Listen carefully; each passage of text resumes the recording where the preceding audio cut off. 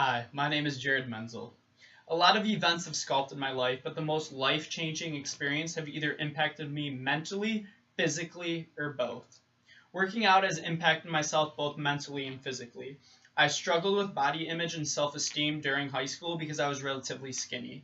I was constantly criticized about my weight. I was scared to work out in the gym because I assumed that everybody would ridicule my body. However, I had a change of heart when I came to college. I was motivated to alter my self-image in an environment where nobody knew me as the scrawny kid. Therefore, I pushed myself to work out every day in college. My results were the product of my dedication as I gained 20 pounds of muscle mass my freshman year. While I began to develop muscle, I also began to develop a sense of pride. Therefore, my mind improved with my body.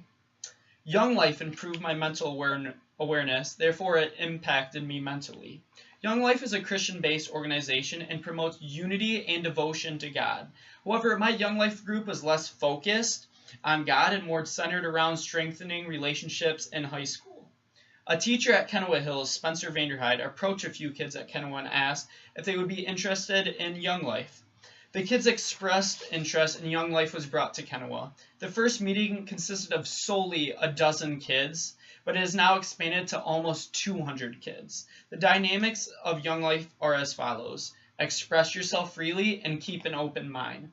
The concept of Young Life was to get to know one's classmates past the surface level. The conversations were deep and complex, requiring them to remain private. It allowed me to see that nobody has it easy, despite one's assumptions about them. Therefore, I was able to develop a newfound mentality into my everyday life. My youth soccer coach, Coach Mark, pushed me both physically and mentally to extents that didn't seem attainable.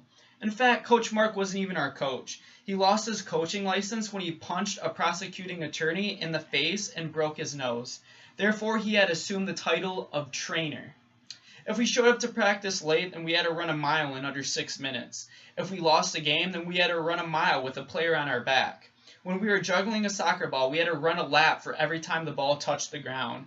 If we pissed him off, then he would place us in the center of a circle and have players practice slide tackles on us. He also would critique you to the point where it became personal.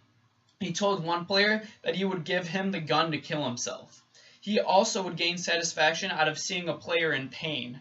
Whether it was physically or mentally, it didn't matter. He would break you until you retaliated with anger, and then he would punish you.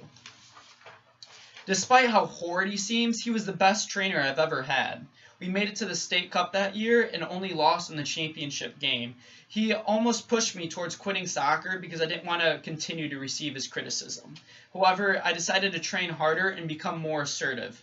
I've carried that same work ethic and drive into everything, both physically and mentally. In conclusion, a lot of events have sculpted my life, but the most life-changing experiences have either impacted me mentally, physically, or both.